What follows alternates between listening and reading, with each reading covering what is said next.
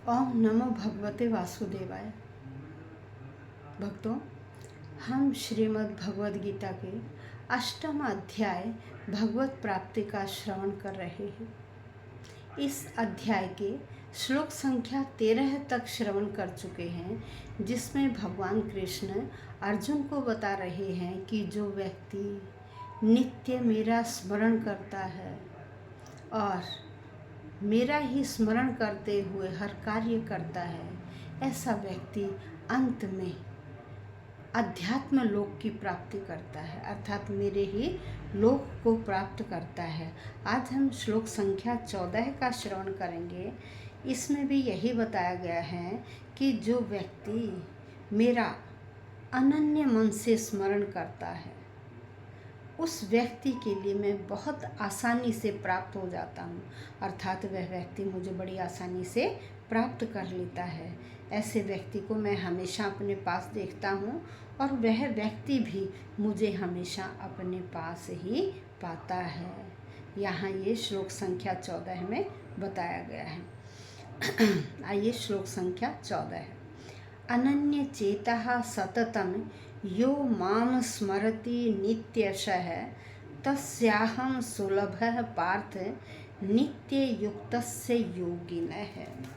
यहाँ श्री कृष्ण कहते हैं कि देखिए, मेरा नाम स्मरण करने में देश काल परिस्थिति किसी का भी ध्यान नहीं रखना पड़ता है। जो व्यक्ति जहाँ जिस मर्जी स्थान पर जैसी स्थिति में मुझे याद करता है, मैं उसे वहीं आसानी से प्राप्त हो जाता हूँ। शब्दशः अर्थ देखिए, अनन्य चेता।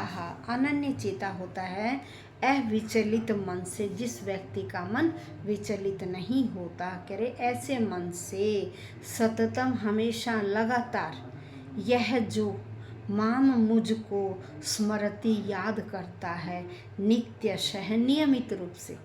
भगवान कृष्ण अर्जुन को कहते हैं कि जो व्यक्ति नियमित रूप से मुझे याद करता है, तस्य उसको अहम मैं सुलभ है, सुलभ बड़ी सरलता के साथ बड़ी आसानी से, पार्थ हे अर्जुन, नित्य नित्य नियमित रूप से, नित्य नियमित रूप से, युक्त से लगे हुए, जो मेरा ध्यान करने में लगा हुआ है नियमित रूप से, उसे मैं नियमित रूप से ही उसे प्राप्त हो जाता हूँ।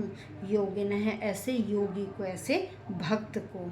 अर्जुन, यहाँ श्री कृष्ण कहते हैं अर्जुन, जो अविचलित मन से हमेशा मेरा स्मरण करता है, ऐसे व्यक्ति के लिए मैं बड़ी आसानी से प्राप्त हो जाता हूँ, क्योंकि वह मेरी भक्ति में लगा हुआ है। हमने पिछले श्लोकों में 4 प्रकार के भक्तों का वर्णन किया था, जिसमें बताया गया था कि भक्त आर्त भी होते हैं, जिज्ञासु भी होते हैं, अर्थार्थी भी होते हैं और ज्ञानी भी होते हैं।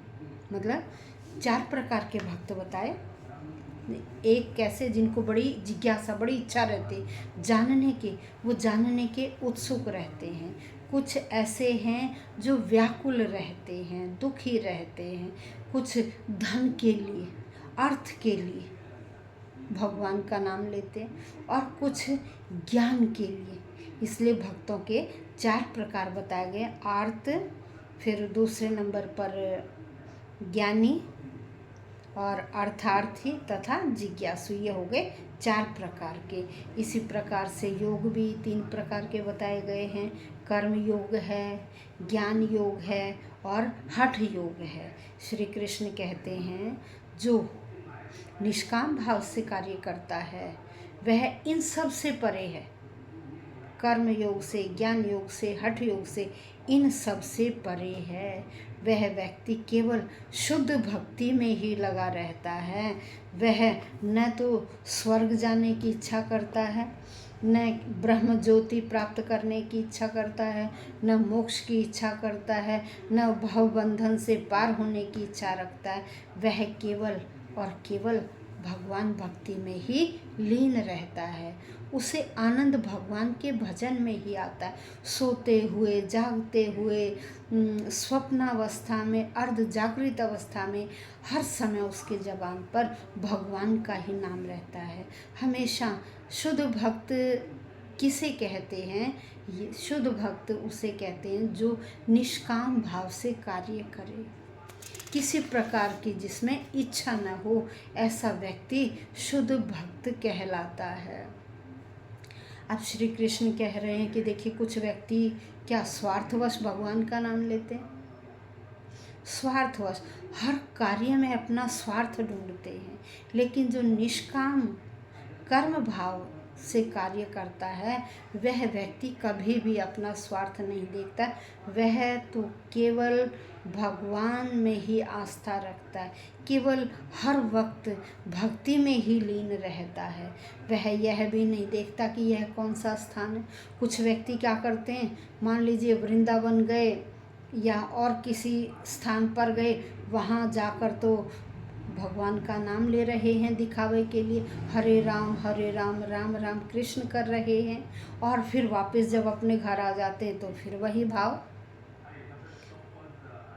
वह क्या है? वह सकाम कर्म कर रहे हैं, निष्काम भाव नहीं है। वह केवल दिखावे के लिए स्थान पर जाकर वहाँ कुछ क्षण के लिए भगवान का नाम लिया, फिर वापस घर आकर फिर उसी अवस्था में पहुँच गए।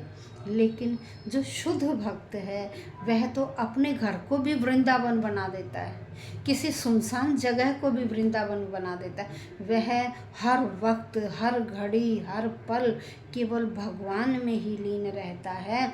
उसके लिए वह विशेष स्थान ही स्थान नहीं, उसे वह अपना घर या कोई जंगल या कोई संकीर्ण रास्ता, सब स्थान उसके लिए क्या हो जाते हैं? वृंदावन हो जाते हैं। क्यों? क्योंकि वह हर वक्त भगवान भजन में ही लीन रहता है, भगवान में ही, भगवान की भक्ति में ही लीन रहता है।